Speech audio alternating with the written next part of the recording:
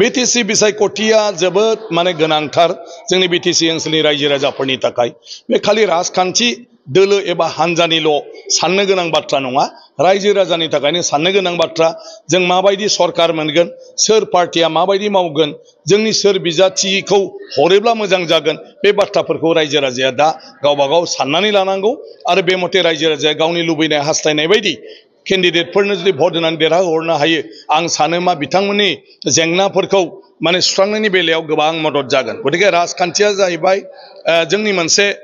प्रक्रिया माने मा होनो खान्थि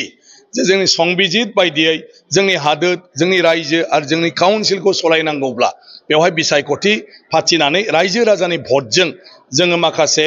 माने थान्दै बासिनाय जायो आरो बे थान्दैफोरनोसो रायजो सलायनायनि दायित्वखौ होनाय जायो आरो बिसोरसो रायजो सलायगोन ओंखायनो जायफ्रा BTC इलेक्सनाव देरहालांगोन बे बिथांमोनासो BTC नि चिफ जागोन बिथांमोनासो BTC नि EM जागोन आरो बिथांमोनासो BTC नि MCLA जागोन खालि बिथांमोनाल' अधिकार दं बे BTC आव सरकारि भाबै मा बिखान्थि लायो मा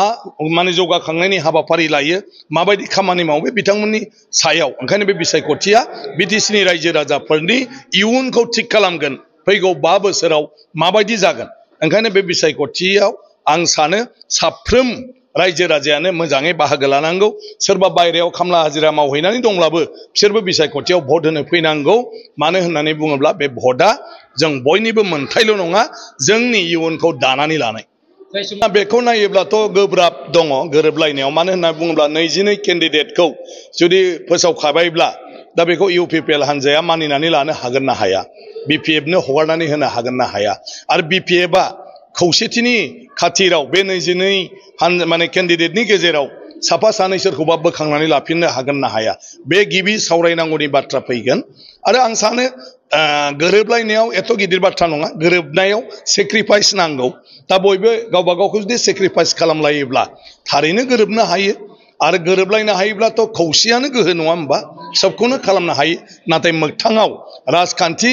सुबुं आरो राजखान्थि हानजाया बेसेबां गावखौनो गाव माने त्याग खालामनो हायो बे जोबोद गिदिर बाथ्रा ओंखायनो थेवबाबो नाजादों दुलाराय बर' फरायसा आफादा जिहेतु दुलाराय बर' फरायसा आफादा बर' हारिनि थैनाय थांनायनि बाथ्राखौ लानानै खामानि मावो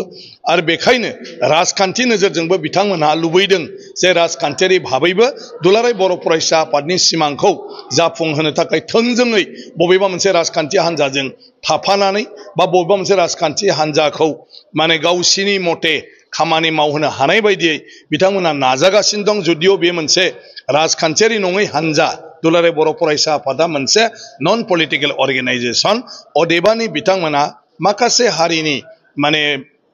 नोजोरखौ लाखिनानै इसुनि नोजोरखौ लाखिनानै लुबैदों जे राजखान्थियारि भाबैबो जाहाथे बिथांमोना खामानि मावनो हायो दा खोथाया जाहैबाय राजखान्थि हानजायाव थानाय मानसिफ्रा गावस्रानानै दं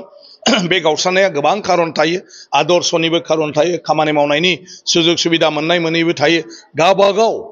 माने रायजोनि प्रतिनिधि जानो लुबैनाय बिनिबो मोनसे सिमां थायो दा बे सिमांखौथ' सोरबा बबेबा नङा बबेबा लेभेलाव माने त्याग खालाम नागारलायनांगोन होमब्लासो जोङो गोरोबलायनो हागोन आरो मा दा ओंखायनो नाजादों मोजां बाथ्रा आरो गोरोबनो हायोबा खोब मोजां राजखान्थियाव आं सानो जायफ्रा पदक्षेप लादों गाज्रि नङा अदेबानि बेखौ मोगथाङाव जाफुंहोनायाव गोबां बेबायदि गोब्राब माबा फैगोन दा बेखौ बेसेबां कनभिन्स खालामनो हायो दिनैहाय बेवहाय क्लासरुम आं MP थानाय समाव बेवहाय 20 लाख थाखा होनाय जादोंमोन नाथाय कभिडनि थाखाय फैसाया आगोलाव रिलिज जायाखै लेट रिलिज जादोंमोन आरो दिनै बिनिनो 20 लाख थाखानि क्लासरुमा लुनानै हाखांबाय